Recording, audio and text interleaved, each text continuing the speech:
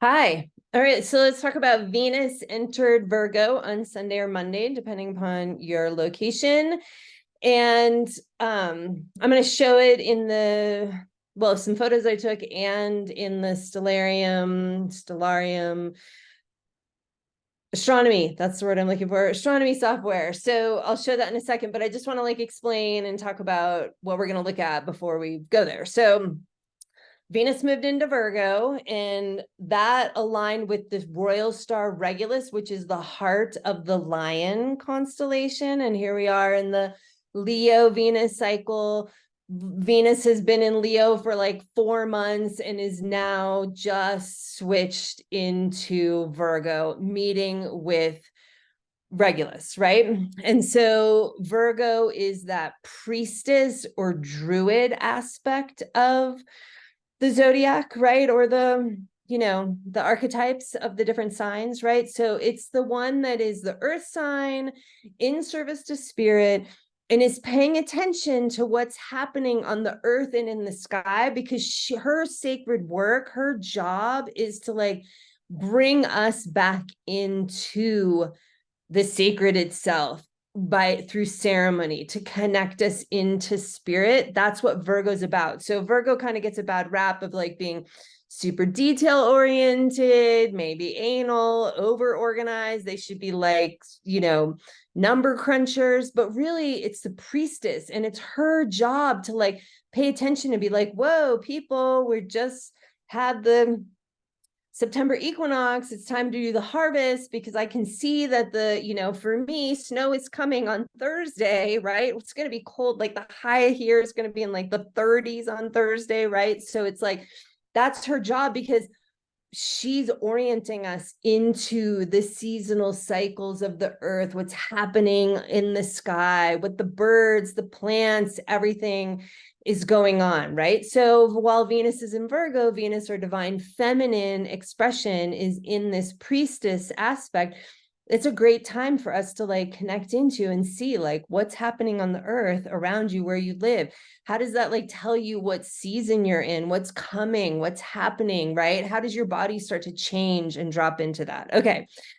And then we'll talk about the moon meeting with Venus and Regulus this morning, and I'll show that as well. So actually, let's just look at those pictures.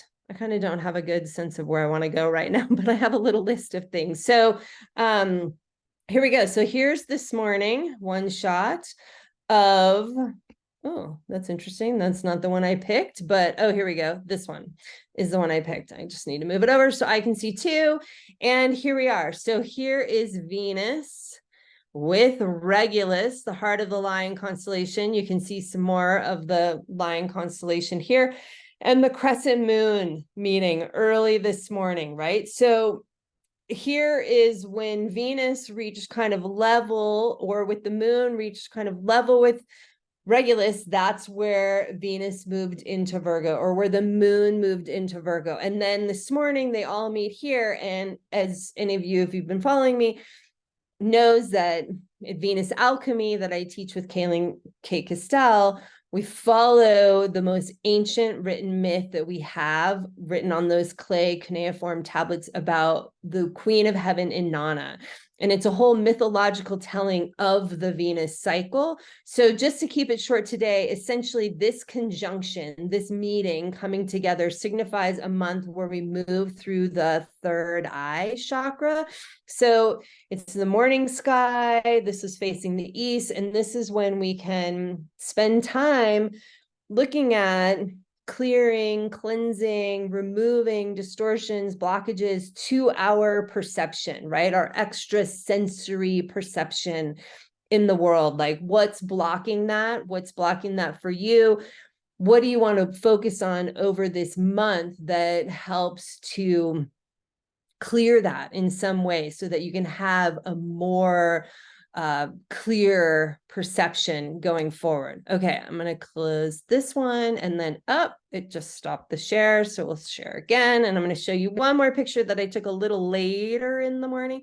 You can't see Regulus here anymore, but here's Venus, and here is the crescent moon. So I'm just bringing these in because I want you to see just the beautiful sight that it is when we get to see these conjunctions and how it resonates like in our body, in our DNA, right? Our ancestors looked and followed this. And so it just anchors us into Virgo, right? Because we're busy feeding the kids, going to work, trying to take care of the house, do things. And Virgo helps us remember to like stop. It's time to like drop out of the mundane world, the real world for a little while, and check into the spiritual for a bit. So that's the opportunity to us while we're at this third eye chakra, which I think is like a lovely timing.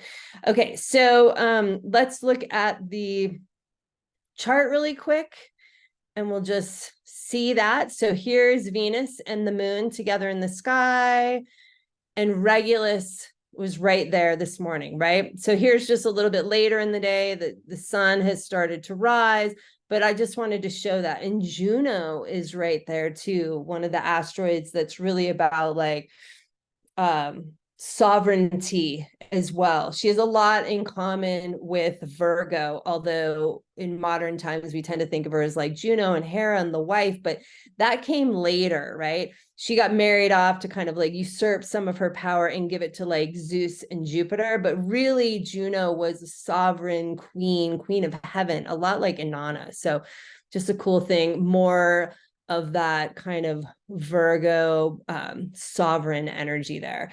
And then finally, we'll look at stellarium and then we're done. Just quick, easy out.